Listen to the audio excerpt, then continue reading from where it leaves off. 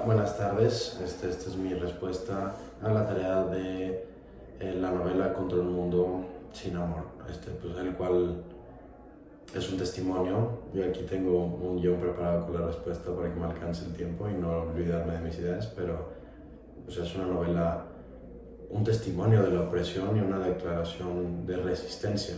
O sea, Contra un mundo sin amor nos lleva a la lucha palestina a través de Nar, que es la personaje principal, una mujer cuya vida se marca por violencia, traición, exilio y una lucha constante por la dignidad en un mundo que parece negarle el derecho a vivir, a tener dignidad.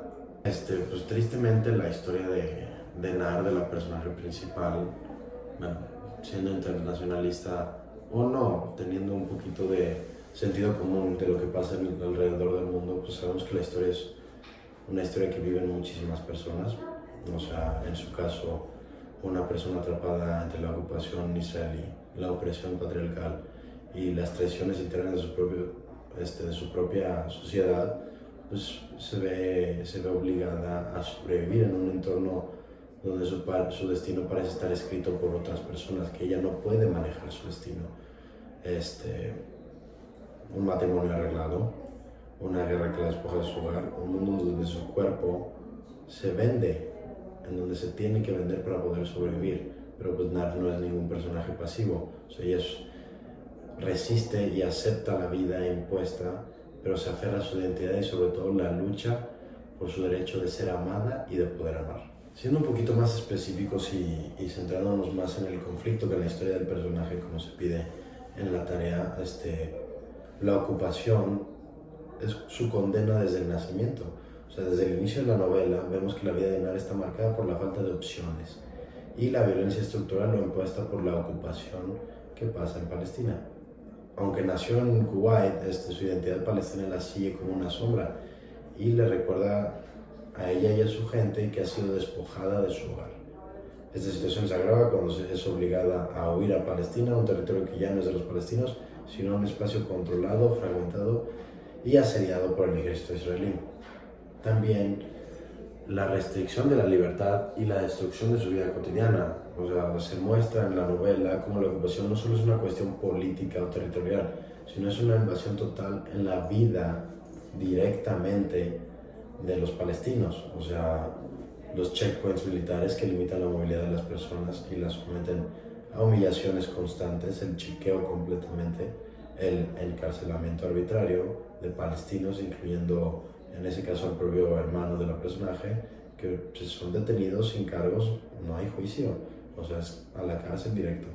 Y muy importante, sino lo más, los ataques aéreos y la violencia militar, que destruyen hogares, destruyen familias, destruyen vidas, destruyen sueños, destruyen lo que puede llegar a tener alguien. Los elementos pasados no son una ficción, o sea, es una representación literaria de lo que pasa en Medio Oriente, de lo que pasa en Medio Oriente, de lo que pasa en muchas partes del mundo.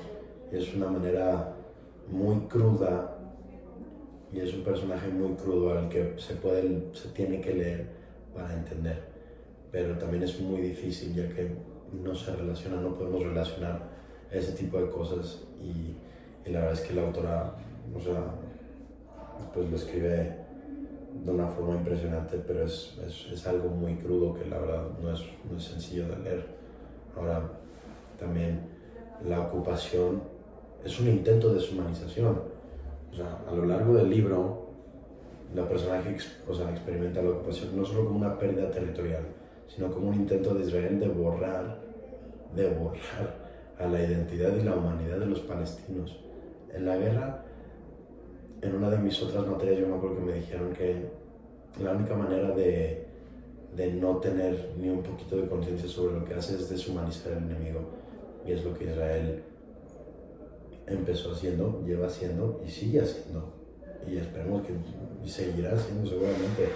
O sea, la ocupación no solo roba tierra, roba identidad, roba dignidad y los fuerza a una existencia precaria donde el simple acto de trabajar, amar, desplazarse, vivir, se convierte en un desafío diario, una prueba de muerte cada día. Lo que lleva y nos muestra el personaje desde el principio que la resistencia es la única respuesta posible. En un mundo en donde una persona es algo tan pequeño dentro de un conflicto tan grande, la resistencia es lo único que queda. O sea, en este contexto del libro, el amor y la resistencia se vuelven actos de desafío. O sea, Nar, a pesar de todo, se niega a aceptar su destino sin luchar. Se involucra en la resistencia no solo como un acto político, sino como una afirmación de su propia existencia, de su propia identidad, del deber que tiene. La autora nos muestra que en un mundo donde se les niega el derecho a la vida normal, los palestinos siguen luchando, ya sea con armas, con palabras o con una simple decisión de seguir existiendo, porque al final de cuentas de eso se trata el conflicto, de borrar una identidad, de desaparecer una cultura. El simple hecho de existir es resistencia. Y ese tipo de vida orilla a la gente a tomar represalias. Como una conclusión, pues, Contra un mundo sin amor presenta a la ocupación israelí no solo como una disputa territorial, sino como lo que es, ¿no? Un sistema de opresión que afecta a cada aspecto de la vida de los palestinos. A través de la historia del personaje Nar, nos podemos dar cuenta. Si no nos habíamos dado cuenta, es una manera impresionante de empatizar, que es lo único que se puede hacer desde este lado del mundo.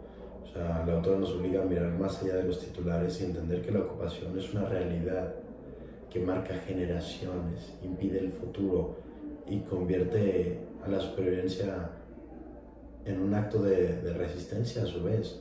No se trata solo de sobrevivir, el hecho de sobrevivir es una resistencia al mal que se te está haciendo.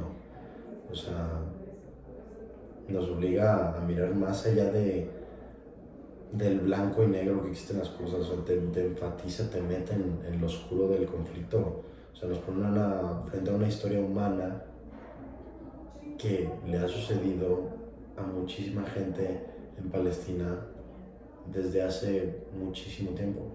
O sea, nos revela los costos reales de la guerra, no solo en términos de territorios y fronteras, sino en las vidas, los sueños y los corazones de la gente que padece ese tipo de conflictos.